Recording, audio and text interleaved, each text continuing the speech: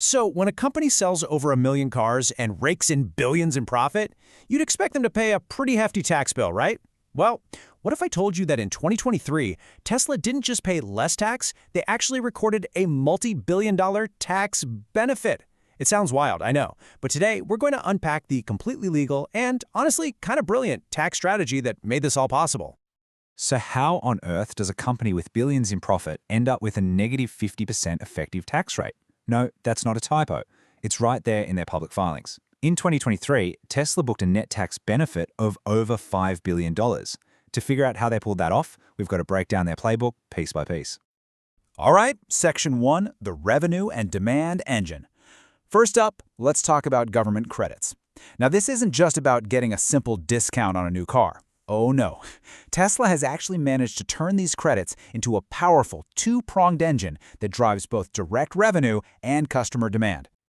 Just look at that number, $1.79 billion. And what's absolutely wild is that in 2023, Tesla made all of that money without selling a single extra car.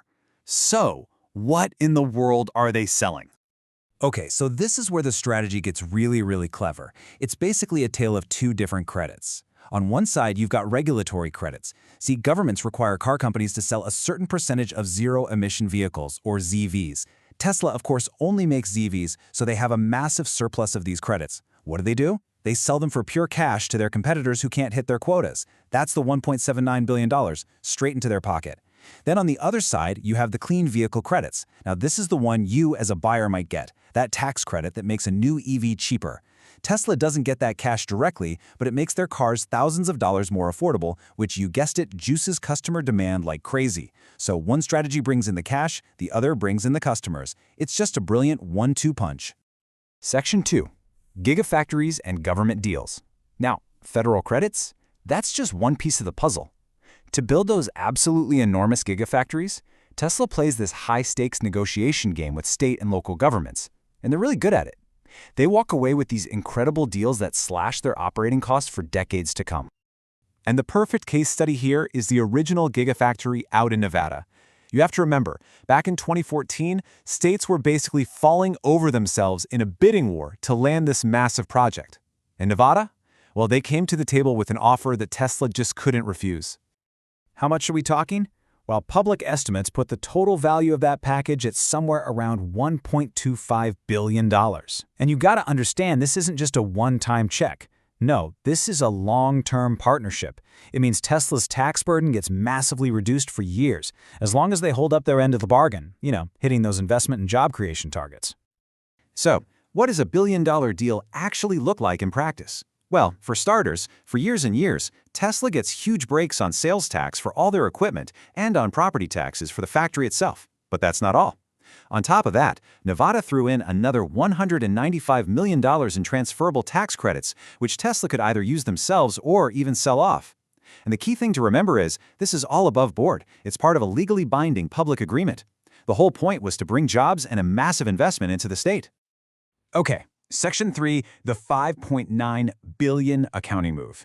This is it. We're now getting to the very heart of that shocking negative 50% tax rate we saw in 2023. And this part, it wasn't about government credits, it wasn't about factory deals, it was all about a massive, one-time accounting move that was literally years in the making.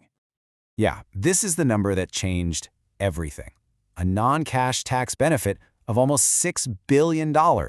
Now, you're probably asking, where on earth did a number like that come from? To get it, we have to take a little trip into a corner of the accounting world that not many people talk about. Okay, so first, we need to understand something called a deferred tax asset. The easiest way to think about it is like a tax savings account. For all those years when Tesla was losing money, they were actually racking up these assets.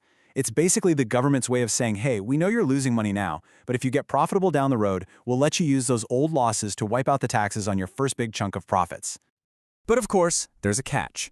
Accounting rules are super conservative. If there's any serious doubt that a company will ever be profitable enough to actually use that savings account, they have to put a sort of lock on it. It's called a valuation allowance. And for years, while Tesla was burning through cash trying to scale up, that lock was firmly in place on their books.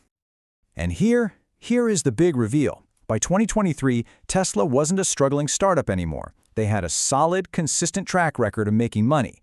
So their management could finally, and legally, argue that it was more likely than not that they would use those past losses to offset future taxes. And so they released the valuation allowance. In our analogy, they took the big lock off the savings account. The second they did that, bam, the full value of that asset, all $5.93 billion of it, instantly hit their income statement as a massive one-time benefit. And this chart right here just shows you how incredibly dramatic that move really was.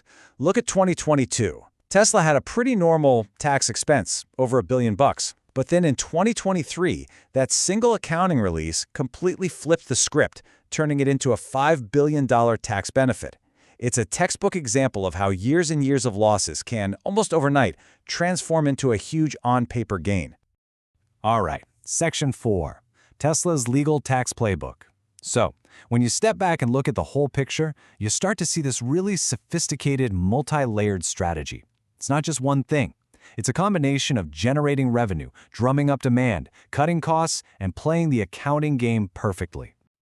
So let's just recap the 4 main pillars of this strategy. Pillar 1, generate pure, cold, hard cash by selling those regulatory credits. Pillar 2, use the federal clean vehicle credits to boost demand by making your cars cheaper for buyers.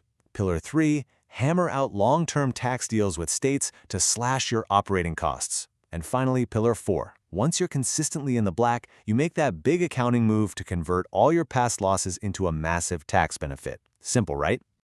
And I think this is probably the most crucial point to really drive home. None of this is happening in the shadows. These are standard, totally legal mechanisms that lots of big corporations use.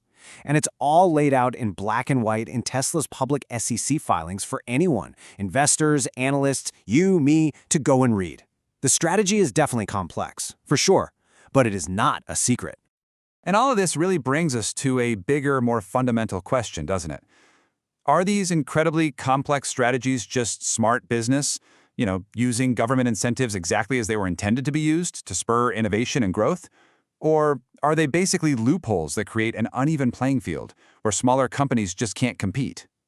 Look, there's no easy answer here, but understanding the playbook, how it all works, that's the first step to even being able to have a real informed conversation about the future of corporate tax.